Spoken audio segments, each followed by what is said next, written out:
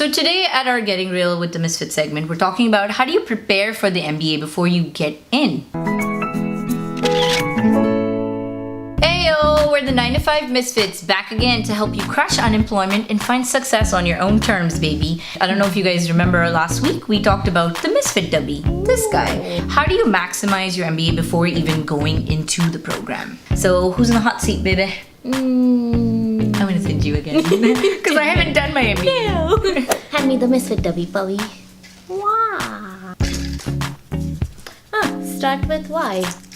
When I did my MBA back in 2010, I had a pretty misguided way of going about it because I just knew that I had a crappy career before and I didn't know what I wanted to do. I just knew that I wanted to do something that gave me a better paycheck and some upward mobility when it came to my career options.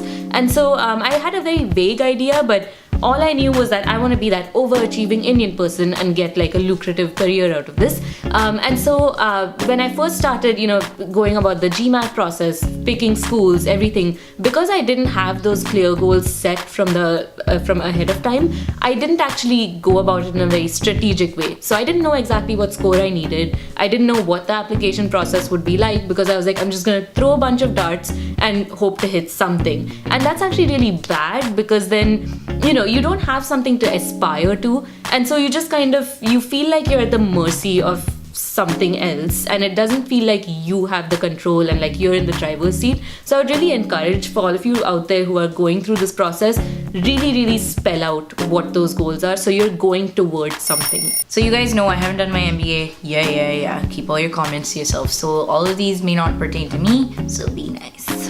Hand me the MisFit Dabbi. Alright, which school? So, gonna throw that one out.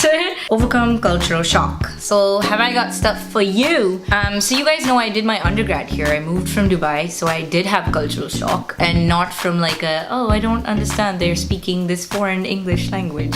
It wasn't about that, it was more about the practices, the slang. And a really big story that I remember was the actual usage of like English.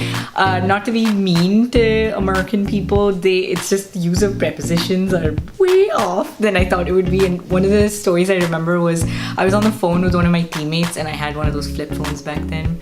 And he was like, hey, where you at? And he kept saying, where you at? And I was like, I don't know what you're saying. Like, what is a where you at? There was no ending to the sentence. I just lost my cool. I was like, what is happening? So I couldn't figure out that he actually meant, I'm waiting for you. You should come pick me up, blah, blah.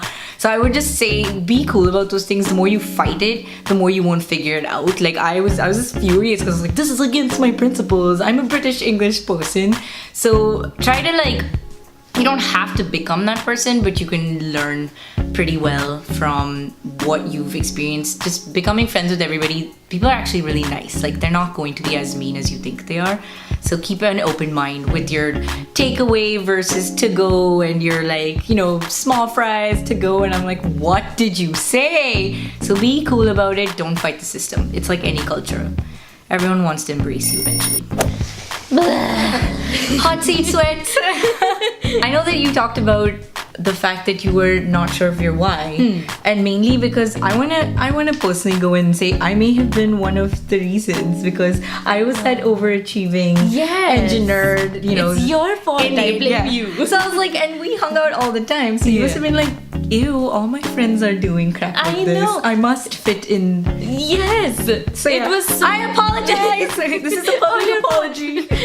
No, but it's so true because everyone, all our friends were all engineers or all engineers. All basically. engineers or some, all engineers in some. And so I did hotel management. So I remember when we'd hang out. I know.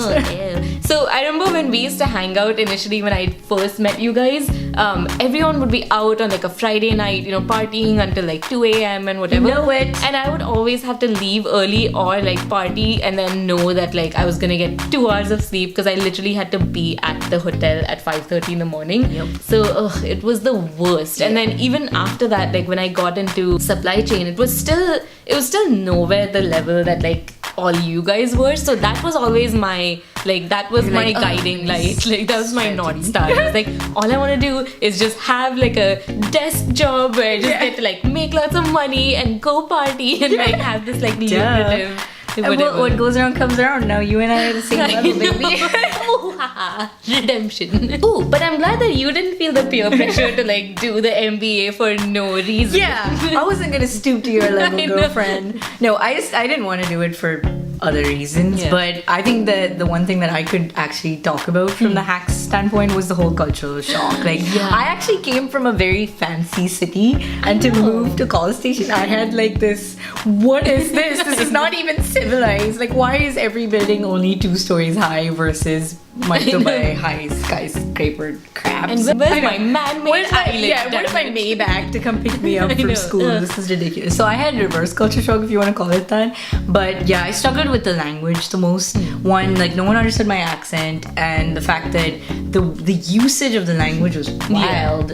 Was just wild. And I told you I failed like a written essay because I wrote in cursive. Yeah. So this thing, I spent so much time figuring that out that you're right. I stuck to my tribe and I couldn't focus on like maximize school time because you worry so much about it. But the minute you stop fighting it and you're like, I'm my own boss, I know. people can suck it. Yeah, and it's so true, right? Because especially if you are hanging out with this like very homogenous group of people, Right. You all tend to think the same way. You're not gonna break out of it and think, hey, wait, my MBA is not about just getting straight A's. Like maybe we should venture out. Maybe we should meet different people and like have a different kind of experience. Yeah. But So yeah, this is our little version of Purd Hapley's Ya Heard with Purd, baby. And that is the end of the story. So we are going to stop talking now.